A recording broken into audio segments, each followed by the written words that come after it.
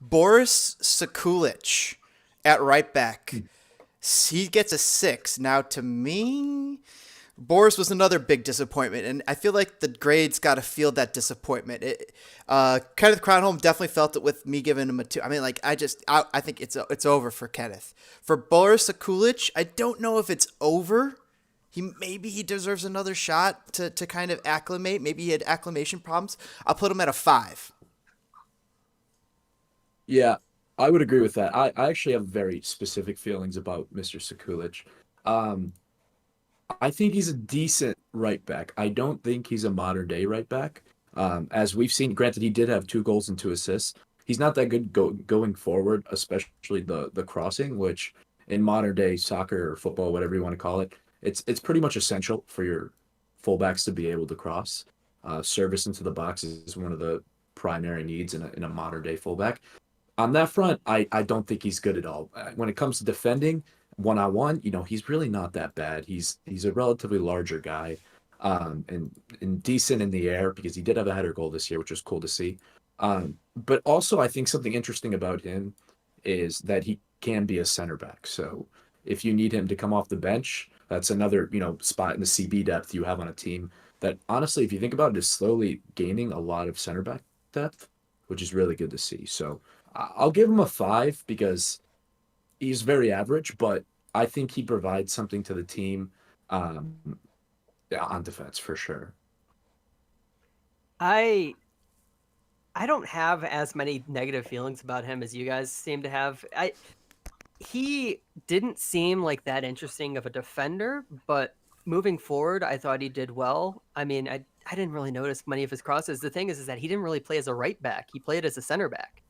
So it was he he scored 2 goals and he got 2 assists. He was in the attack more than I think more than Baric was a lot of time. He was in the attack more often than Nikolic was in the attack last year. These are some good points you're putting, Jiggly. Yeah. I, I I don't really have too much of an opinion about him as a defender, but he did show something in the attack. And I think I am going to stick with what they had with as a 6. It wasn't good enough to be like, I'm fine with you. You don't really have too much I can think of with working on something, but there is something off with him, and I think he can get better. And I liked his attacking play, and that's really not exactly a compliment for a defender, but No, it's what I can say. yeah, no, like I said, 2 goals, 2 assists for a right back. That's actually pretty good, especially when he's entering a new league, completely unfamiliar with it, and a really odd season. But there's definitely ways that he could, prove to be more serviceable on the attack. You're starting with, swinging the ball in from the wing, but he's not even guaranteed to start anymore. So I think With John Espinoza coming in. exactly. With as a bench piece, I think it's a very quality or it's a very solid addition to the bench. You have a guy who could come in and play center back, guy who could come in and play right back, maybe even left back. I'm not really sure.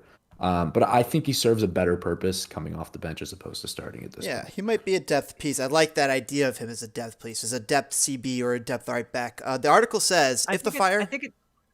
Go on. I was gonna say I think that it depends on what formation we use. If we keep trying to use a 3-back or 5-back where they're wing backs instead of just fullbacks, I think that he's not going to be playing very much. But if we do just go with straight fullbacks, I think he is going to be a starter at the right back position. I think that if we go 3 center backs, he's more likely to be used. Actually, I feel a little bit the opposite there.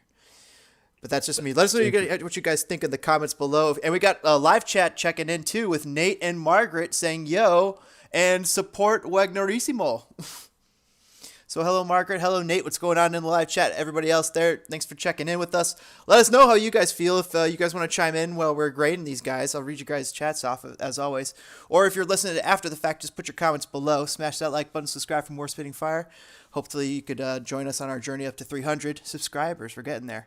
But 2 more things I want to say on Sekulic. The article says if the Fire have aspirations to eventually be an MLS Cup contender, they'll need better than Boris. Yay or Yeah, nay? That's interesting. I I think you can do better, but I also know that right back is usually not a position that is incredibly popular to have super high level profile players in. So if you're looking at it like classic MLS, Boris is average, and honestly, he's probably suitable if you beef up, other positions with higher quality players. And if John Like I said, Espinoza could push him even, yeah, right? yeah, and we don't know if Espinoza is going to be any good or not. Obviously, he appears to be a slightly pacier player going forward, but he may be garbage. He may be great for all we know. And if you need to shove Boris in there on a team that's going to contend for MLS Cup, I don't think you're that bad, or that bad off, I should say. But you could definitely do better. Sorry, go ahead, Jig. I think that it just all depends on what Vicky wants to do, and the thing is that I still don't know what he wants to do. Right. It's not like Pono where it's like, oh, there is no system. It's more just like, I don't think Vicky's had the opportunity to fully like have his team out there, implement his system and like build his system yet. So we just don't know anything yet. And it's really frustrating. It was really frustrating for me throughout the entire season trying to talk about the team, because it was just, the team seemed to play exactly the same every single game, but we got different results. And I didn't understand that. And I looked into it more, and it doesn't seem to be like any sort of system going on. So the big thing about whether or not Boris is going to mean anything to this team is if we're going to play a system that will utilize what Boris does well. He's tall too, I think. Yeah, exactly. He's pretty tall for a wing back or a right back, so you could definitely shift him around. And good point with his 2 goals, 2 assists. I mean, he's definitely had some statistical output. Last thing I wanted to say about Boris is that they left him unprotected for the development draft for the new team. So I thought that was interesting. That was really interesting to me, actually. You only have enough. That shows that he's, Wiki and Heights, whoever makes those decisions, is, going to potentially use him as a depth piece as opposed to a regular day starter. Yeah, they're not depending on him, right? Content Please checking in here saying Boris Sekulic could never defend the back posts on a cross, despite that height. Whenever a cross came in, the attacker always got there before he did, and it cost us a couple of goals, in my opinion. Thanks for checking in here, Content Please. Yeah, he did. The Fire definitely had issues on a lot of corners.